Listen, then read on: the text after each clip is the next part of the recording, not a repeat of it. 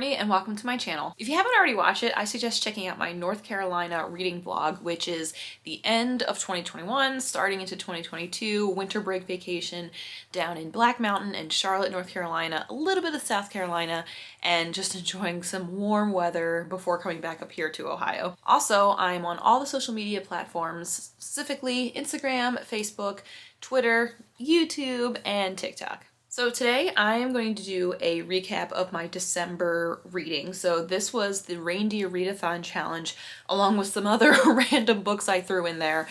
As a note, I did not complete the Reindeer Readathon. I had 2 or 3 books that I wasn't able to finish, and I'll explain why as I go through the books that I did read and the ones I chose, I guess, not to read for the month. I know this is coming a little bit late, but I definitely wanted to have enough time to put this together since recording the North Carolina vlog and then getting that out ready to go. I didn't have time, honestly, to do a full wrap up since New Year's Eve was, what day of the week was that? It was a Friday, and we were just all over the place. Plus I didn't bring my stack of books with me to record while I was down in North Carolina. So apologies that this is coming late. Better late than never, even though it is themed Christmassy in December. So most of these books are not Christmas related. So that I think is good if you're looking for other books to read for 2022, depending on what your challenge is for the year or your goals are for the year. Some of these might help. Others might not. It might not be until never or until December of this upcoming year. I do plan to do Reindeer Readathon again for 2022 because it was so much fun, and I just love a good reading challenge. I think that's something I want to do as 2022 continues. For this month, January, I'm doing a Bookopoly, and then February, because Valentine's Day falls like on the 14th, the middle of the month, I wanted to do like a romance novel reading vlog themed thing, but I think that's only going to be for half of the month. I don't know what the rest of the month looks like. And then I might want to do a Anne of Green Gables themed reading challenge. I might bring back Gilmore Girls or Read Like a Gilmore challenge for the fall. I'm not sure. I'm going to be doing a book blog retreat during Martin Luther King Jr. weekend. It's just going to be me down at some coffee shops in Cincinnati planning out different things for the blog, a lot of big picture things like my brand, but then other smaller things like what posts to put up, what kind of themes I want across my different social media channels, things like that. But anyway, that'll be a whole other vlog. I will have video for that. And yeah, I'm just excited to kick off this year by looking in the past, but it's gonna be funny. Some of these books I read so long ago, or it feels like I've read so long ago that I might need some help remembering. What's good this year is I'm doing a different kind of way of tracking. I have my Reading Life book journal from Anne Bogle that I'll be filling in. I've already started filling in a few of the pages.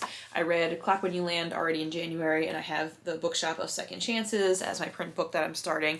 But I like this format. This will help me track books as I finish them. So hopefully by the time I do these kind of wrap-ups, I'll have more concrete things to say, because I don't do reviews on my blog for every book, but I also want to remember what I read better. So that's one of my goals, is to use this. I don't know how many, I think it goes up to 100 books that I can write in here. It does, and 100 is my goal for 2022, so we'll see how this goes. But as it comes to remembering these books, we're just gonna give it a go and see what happens. But first, time to do some stats. So I filled out my Always Fully Booked planner. I will not be continuing using that for 2022. I love it. I think it's a great resource and a great journal. It just had way too many pages that I didn't use that I feel like I didn't want to waste finances or paper to purchase it. So they're all sold out at this point. If you got one, fantastic. If not, Novel Companion I think will come out, which is the undated version of it and a lot smaller because it doesn't include weekly spreads in it, which that was something that I didn't use because since I have my own kind of system for tracking that. But for the books that I read 12 for the month of December. Number of pages was 4,904, 7 print books, 1 ebook, and 4 audiobooks. The genres read include historical fiction, classics, thrillers, young adult, contemporary, and fantasy. So no nonfiction in this round, but that's okay. I read a bunch for November's Nonfiction November, so I'm good with that. But I have many books in 2022 that I want to read that'll satisfy the nonfiction genres, and I want to dive more into those anyway. Fun facts, I'm going to pause for a minute. I did a full count and log of all of my books that I own, just to know what I'm starting with in January. So I have 352 books in my collection. 187 of them are ones I have not read ever. I think that's pretty good. I'm impressed with myself. So that is one of my goals moving forward, is to only read what's on my shelf. If I can't help it, it'll be like an audiobook or from the library. We shall see. To the books. The first book I finished in December was Go Till the Beast That I'm Gone by Diana Gabaldon. This was a rollover from November, so it's kind of hard to include the number of pages. I guess I could have looked at that differently, but I included all of the pages of the book that of the whole book in December's wrap up instead of November, because it just made it easier. So that contributed to a lot of the pages read, but this is a massive book. It's the 9th book in the Outlander series. I have a whole reading blog about it that you should check out if you would like to hear more, but this just continues the journey for Jamie and Claire. I don't want to give out too many spoilers for that. This is a signed edition, and I have another one coming from Poison Press because I didn't want to wait. I think it's coming today, actually, in the mail. Today is January 4th. And this I bought on, was it November 24th, 23rd when it came out. So I am very impatient, it looks like, when it comes to like these kind of books. Other books I don't really care when they come out. I'll get to them eventually, but this one I definitely wanted to get to because this is the first time I've been ahead or like on time with the content. So fantastic book. Can't wait for book 10 whenever that comes out. Then I read Sierna de Bergerac by Edmond Rostand. Also, fun fact, I didn't know this was getting adapted into I think it's film or a limited series called CYRANO, and it has, I can't remember the actor's name, oh my gosh, it's the guy who plays Tyrion in Game of Thrones. I can like picture him and everything, but that's who's gonna be playing CYRANO. This, I absolutely loved. I was surprised since I have a hard time wrapping my head around classics when sometimes they use like oldie English. This was translated from French, but still like some of the older language I don't understand, or like it takes me a minute to understand their metaphors or like their meanings for things. But this I actually laughed a bunch at with some of the jibes and the like mumblings, rumblings, whatever, like under their breath. So that I thought was cool. So this is a play, and this is about a man who's in love with this woman, but like helps this other guy out with getting together with that girl, but kind of acts through him, not in a selfish way, but he just doesn't have the confidence and doesn't believe that that woman could ever love him, Cyrano. So he helps out this other younger guy, more attractive guy, but Cyrano has a way with words. He's a poet, he's a writer, he has beautiful craft when it comes to words, and he writes a lot of letters or gives like speeches to this other guy to tell the woman that he loves. So it's beautiful, it's funny, it's empathetic, sympathetic, and yeah, I think I gave this a 4.5 out of 5 stars. Then I read Tales from the Cafe by Toshikazu Kawaguchi, and this is the sequel or the second part of Before the Coffee Gets Cold, which I read during my reading retreat down in Asheville, North Carolina over the summer, and this was just as fantastic and amazing and memorable as the first one. I was nervous because I'm like, okay, how many other stories can we have of people wanting to not necessarily go back in time, but to relive moments or tell the people they love one last thing, or to give them one last thing. They can't change the future or like what happens to that person. Most likely that they will die, but they get another chance with them. So that I thought was good that they continued that trend, but there was different stories, different like bigger meanings of life and lessons learned from each of these stories. So there's 4 stories total. So it's basically like 4 short stories, but they're weaved together into like this bigger picture of the owners of the cafe and like the family of the cafe owners. So that I thought was pretty cool. I could see this going into another book, but I think they wrapped it up pretty nicely at the end, because of the family that runs the cafe itself. So who knows? I would definitely read a third one if it does come out. 5 out of 5 stars. I'm holding up my e-reader now since I read You've Reached Sam by Dustin Thao, and this was for the Late Night Book Club's December pick. So this is a YA kind of sci-fi-ish novel where these 2 young people, meet in high school or like early stages of high school, date, and then before graduation or last semester in high school, Sam, the young man, dies in a car accident, and the whole story is about she calls his number just to like hear his voicemail or hear his name or the sound of his voice again, and he answers it even though he's dead, and what that kind of means. So I'm interested to see what the Late Night Book Club has to say about this. There's a lot of chatter in the Discord channel that they manage about people not really liking the characters, didn't think there was a lot of depth. I thought for a YA it had like a lot of bigger themes of like companionship, of loss, of young love, but I guess I can see what they were talking about with like not really feeling too connected with the characters. Like there's a lot of missed opportunities to see their interactions together with their relationship. There's like little sprinkles of things they did together, but not a lot. It was very focused on the main character who was like grieving and like what that mental state was like, which is important for sure, but I feel like they could have gone more into the relationship and like why she's grieving so much, if that makes sense. So I think I gave this still a 4 out of 5 stars. Then I finally finished A Darker Shade of Magic by V.E. Schwab. I actually had to start this over because I had started the print version, I feel like in September of 2021. I don't remember, but I just couldn't get into it. And then I had to start it over again because I couldn't remember what was happening. And I'm glad I did, because like I got a bigger picture or better picture of what happened. So this follows Kel, who is a traveler amongst the Londons. So it's like different versions of London, and he's able to travel through them. He has this ability to do so. And he's kind of like an adopted member of a royal family, but is not really recognized as so, like kind of, but like not really at the same time.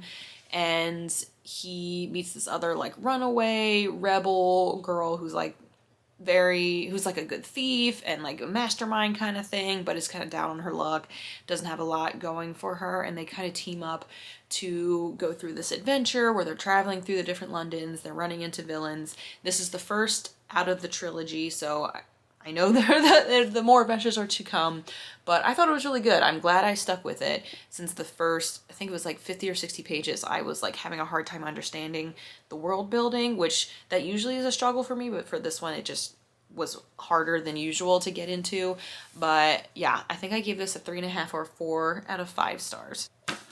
Now we have They Both Die at the End by Adam Silvera, and wowzers, yes, no surprise here, they both die at the end. There's no real spoilers in it, really, but just the journey of knowing you're going to die that day. Like, what, we have 2 different things happening. Do you like stay and try to be safe inside your home, not try to have an adventure, try to like beat the odds, or do you like, you know, you only live once, literally, in this one day, and try to have as many adventures as possible. So these 2 young guys find out that they're going to die like very early in the morning, like between 12 and 2 a.m. and they spend the whole day trying to either avoid it or trying to like have like the best day of their lives. And they meet up through this like app that matches friends together, like your last friend, and they are like complete opposites, but it's amazing to see their friendship and then their love grow stronger as the story goes on, as they help each other out and kind of have closure and resolve for like their families and loved ones. So that I thought was cool. This is a YA sci-fi fantasy as well. This I bought down in Asheville too at Firestorm Co-op, and yeah, I loved it. I think I gave it a 4.5 out of 5 stars. Then I read The Matzah Ball by Jean Meltzer. So this was really cute. It popped up in my audiobook queue as like holiday romance or like light holiday related books, and I personally don't know too much about the Jewish culture. I grew up in Jersey, which is my neighborhood was very much balanced with folks that celebrate Christmas and folks that celebrate Hanukkah in terms of like the winter holidays of those 2 religions or holidays. So that I thought was cool to get that kind of insight, but they put it on a different spin. They celebrated Hanukkah in a way that's like a celebration and like a Matzah Ball, like literally a dance or like this grand event. And it's like really big in this Jewish community.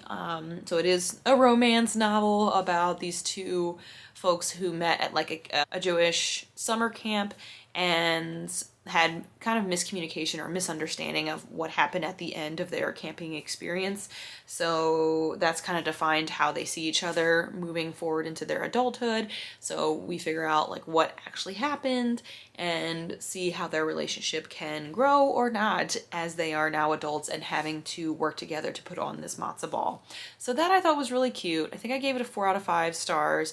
I liked the narration of it on audio. I thought it was really engaging and just fun. Not being Jewish, I don't know how accurate the portrayals are, if it's a stereotypical portrayal, I'm not sure. I did enjoy the little pieces of Jewish culture in there, but I want to make sure it's like 100% accurate, like as much as possible before I say like, oh yeah, it's like what it's like to be Jewish and all that kind of stuff, because I honestly don't know. Other than that, I thought it was great. Then I finished up the Six of Crows duology by reading Crooked Kingdom by Leigh Bardugo. So this one was a chunk of a book. Besides finishing up Go Tell the Bees That I'm Gone, this was the longest book that I read for the month of December. This one took me a little bit longer. I think Six of Crows also started out slow and like I felt like I was trudging through. It is fast paced, but I think a lot of the stuff in the beginning is like, you know, they're not going to make it through with their different adventures. But you know, at the end, like things are going to come together. They're going to outsmart, outwit, outplay. I think that's the Survivor slogan. I don't know. Isn't it like Outlast is in there? Whatever. But yeah, I don't want to give away too much for this because it is right off the end of Six of Crows. So if you haven't read that, I don't want to give anything away for that. But just another continuation in the Grisha-verse and a bunch of like misfits and thieves and rebels and all that kind of stuff trying to come together for surviving, winning big with like money and like having their dreams come true, whatever they may be. Then I read The Last Thing He Told Me by Laura Dave. So this was an audiobook and this was pretty quick. This is all about this husband and wife and a stepdaughter of the wife who are like thrown into this wild investigation, I guess, because the husband goes kind of missing, but leaves behind 2 notes for his daughter and his wife that kind of throw them for a loop because they don't know what's happening. There was like a business that was involved in some kind of scandal and like lost a lot of money, and the wife and the stepdaughter are trying to figure out where the husband went, if he's still alive. They believe that he is, so they try to find out like different pieces. They go to Austin, Texas, because the daughter remembers something about being there, and they're using her memory based off the note that the husband left behind to kind of give them an idea of where to start or like how to find him to solve this giant mystery of who actually is this man. He's not who he said he was. They've been kind of living a lie for most of their life. So that I thought was cool. I liked the dynamic between the stepdaughter and the mom and how they've grown since they didn't really get along too much in the beginning, and to see that relationship grow and blossom throughout I thought was good. Them both trusting each other, treating each other like adults, and trying to figure out what happened to a man that they both love in different kind of ways. So that I liked the way that it ended because it's not all wrapped up nice and clean in the end. Most times I don't like that, but I like how they left it. Like it's wrapped up, but not really. I don't know how else to say this. This is the terrible, terrible way to wrap up a book that I read. But if you've read it, you understand what I mean about the ending not being so clean cut. So that I thought was amazing. I think I at least gave it a 4.5 out of 5. Then I listened to The Paper Palace by Miranda Cowley Heller. So this one, I didn't like it to start because it starts off right away with an affair. And I really don't like stories, books, movies, whatever, about infidelity and affairs and cheating. It just makes me so uncomfortable and like just so sad for the world that this happens so often. And it starts out like that. And then as it continued, somehow I started rooting for those two characters, and I was mad that I was rooting for them because that's just terrible if they're being unfaithful to their spouses and to the family that they've grown, like that they both have children. But you learn more about their story growing up to that point. Right at this point in the present, they're like 50 or 60 years old, I can't remember, and they're at like this place called the Paper Palace, I think for like a weekend or something. But you learn about them as kids and like how they've grown up together, what they've been through together. A lot of it is very tragic. There are a lot of content warnings in this, so definitely look those up ahead of time if you want to be prepared for that. But yeah, I can see what they've been through and how they've gotten to this point where this does take place. But I was mad, and then I was also mad that I was rooting for them at the same time. So I guess that means it's well written if you like want the characters to end up right or like end up good in the end if they're starting out so shaky. So that I believe I gave a 3.5 or a 4 out of 5. And then my Christmas book, woo! This had nothing to do with Reindeer Readathon. Actually, no, wait. I think it was the book with a green cover. I think this is what I used. This wasn't originally what it was supposed to be for. But anyway, I read Always in December by Emily Stone. Wowzers. I had gotten a lot of messages ahead of time saying, this isn't like a light and fluffy holiday romance, so be prepared for that. And I kind of expected that based off the description and then the blurbs about it being similar to One Day in December and Me Before You, which are both like rip your heart out romances. So I'm like, I think I kind of know what I'm getting myself into, and this is very similar to that. So we have these two characters that meet by accident. Josie just ended a relationship with her boyfriend Oliver, who was cheating on her, and then Max is coming into town for, like, randomly, and they like bump into each other because Josie like literally runs into him with her bicycle, and they kind of hit it off. They spend like Christmas together, and there's kind of a history of why Josie doesn't go home to her grandparents because her parents died on Christmas Eve or Christmas Day, and she just doesn't want to be reminded of that at her grandparents' house, so she kind of like sticks to herself or with her boyfriend, but in this case not a possibility.